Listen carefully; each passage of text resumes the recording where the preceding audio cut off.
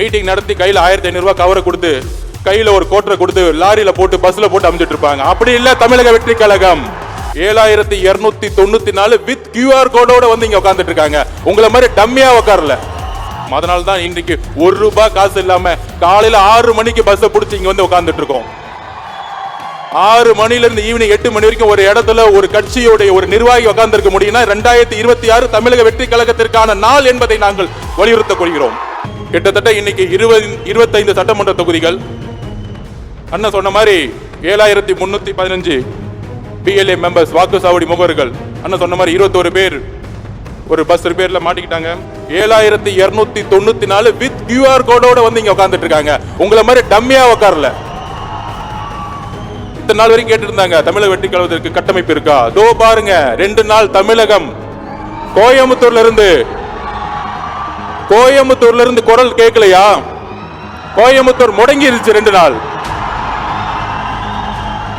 இந்த டிவியில உட்கார்ந்து பேசிக்கிட்டு அப்படி நடக்கும் இப்படி நடக்கும் பொருளை பேசிக்கிட்டு பழைய பத்திரிகையாளர் என்ற போர்வையில் உட்கார்ந்துக்கிட்டு 50 வருஷமா வயசாயிட்டு திமுக அதிமுக ஒரே அரசியல பார்த்துட்டு உங்களுக்கு நம்மளுடைய வலிமை தெரியாது. ஒரு வரலாறு உருவாகும் பொழுது பழைய காலத்தை பத்தி தான் பேசிக்கிட்டே இருப்பாங்க.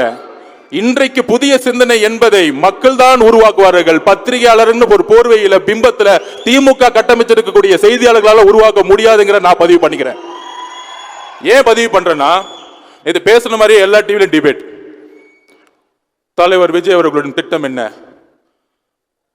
அவர் ரொம்ப தீவிரமா பயணிப்பாரா? அவர் ஏன் 3 நிமிஷம் பேசுறாரு? 3 நிமிஷம் பேசும்போதே கோயம்புத்தூர் இங்க முடங்கி கிடக்குதுன்னா எங்களுக்கு தெரியும் என்ன ஸ்ட்ராட்டஜி பண்ணணும், எங்க தலைவருக்கு தெரியும் எப்ப பேசணும், எங்க தலைவருக்கு தெரியும் எப்பொழுது பிரச்சாரத்தை மக்களுடைய சந்திப்பை உருவாக்கணும், எப்படி ஆட்சியை மாற்றணும். எங்களது தமிழக வெற்றி கழகத்திற்கும் எங்களுடைய தலைவருக்கும் தெரியும். நீங்கள் எங்களுக்கு பாடத்தை எழுப்பாதீர்கள்.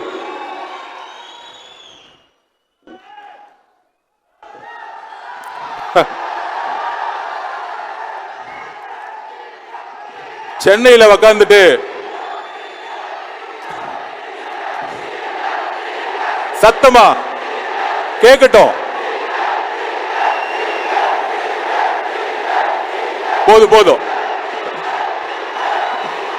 இது போதும். சென்னையில் இருக்கவங்களுக்கு இது போதும்.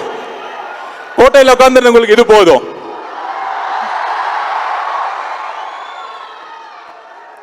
நண்பர்களே, அதாவது நேத்து ஒண்ணு பதிவு பண்ண, வகுப்பு சட்டம் வந்துச்சு.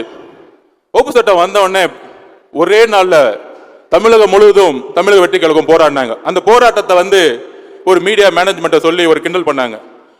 ஆனா தமிழக வெற்றி கழகம் முதல் முறையாக போராட்டத்தை அனௌன்ஸ் பண்ணது. அதை யாராலையும் மறுக்க முடியாது.